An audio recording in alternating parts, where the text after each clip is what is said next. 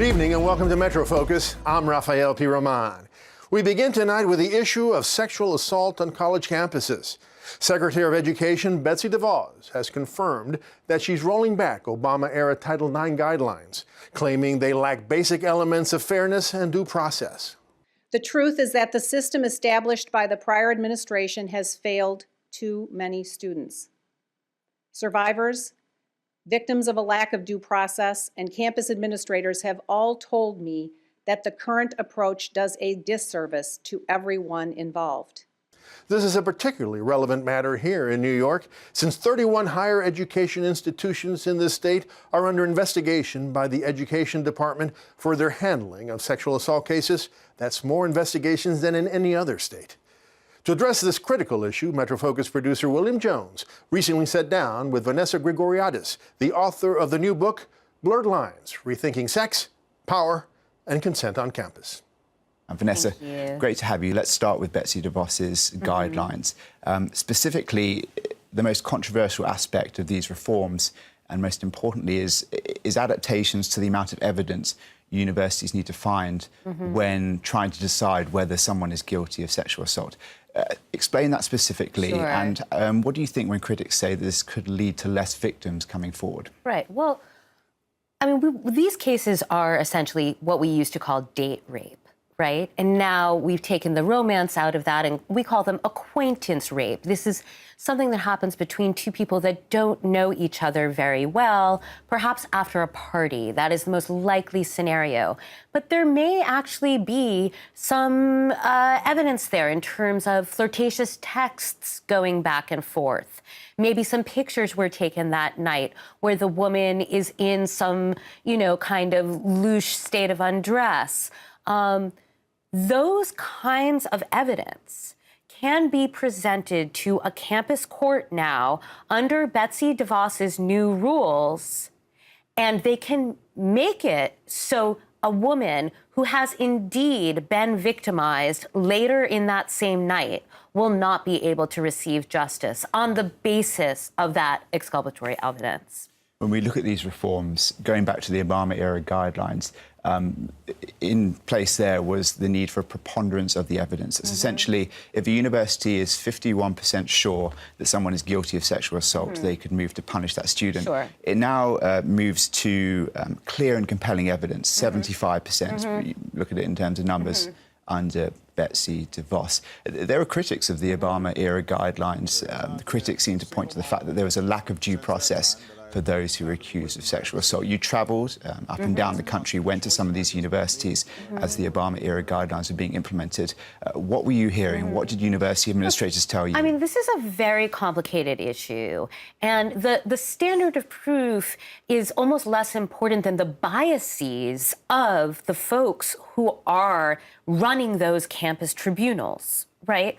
Because we know that not everybody in America has the same definition of sexual assault. Not everybody in America has the same definition of consent.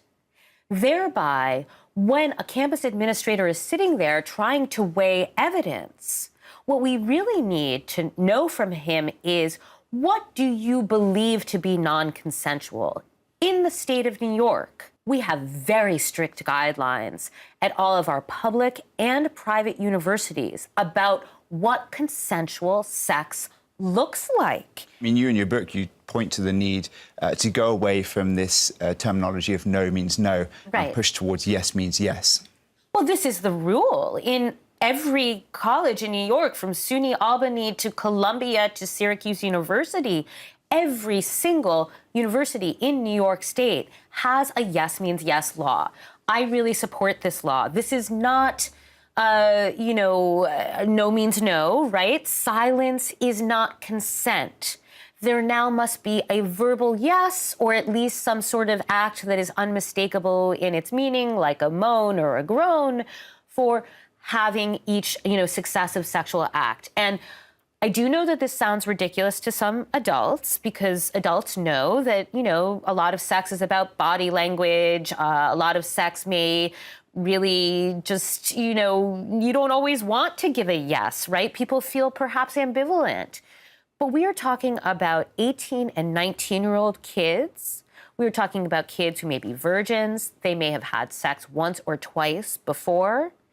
Asking a question is no big deal to them. They're excited because they're about to have sex. So it's a good law. We should support Cuomo that he has put this in place. What's the biggest misconception we have of the culture of sexual assault on our college campuses? I think what we don't understand is how much sexual assault is linked to the party culture on campus. And I'm talking about fraternities and unsupervised drinking in the basements of fraternities. I'm talking about the way that universities have pushed alcohol off their campuses. If you get caught with a keg in a dorm at Ithaca College, you're going to be in some serious trouble, okay? But it's fine in the frat. I don't think so. Well, as part of this book, you spent a great deal of time with these fraternity houses. What struck you most about, and let's be clear, Yes. not every fraternity house, No. small instances, but what struck you most about your time there? Look, we cannot generalize about fraternities as a whole being, a negative force on college campuses. But what we can say is that there are a few bad frats at every school, maybe even just one or two. And those frats need to be reined in by the university. Parents deserve to know exactly what's going on there, what the punishments are, and what the bad acts are. And right now, universities aren't communicating with parents about that enough.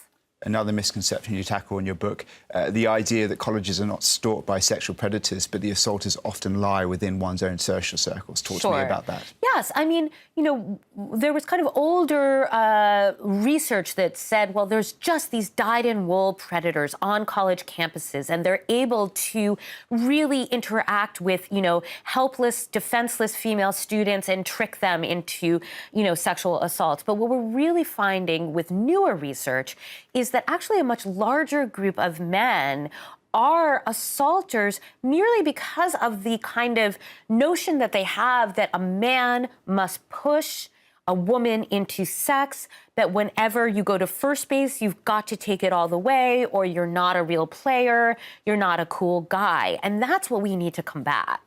We've seen an attempt on college campuses not only to look at how we deal with assault cases once they've happened, but also to install prevention courses at the beginning of university semesters to make students more aware of safe sex practices. How effective have they been?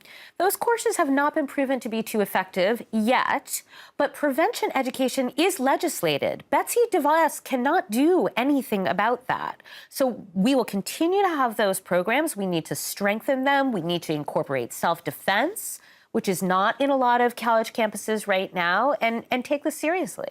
As we mentioned, 31 universities here in New York under investigation. It's an issue we'll continue to follow closely. Vanessa Grigoriadis, a contributing editor at Vanity Fair New York Times Magazine. Her new book is titled Blurred Lines, Rethinking Sex, Power and Consent on Campus. Vanessa, thank you so much for joining us. Thank you so much.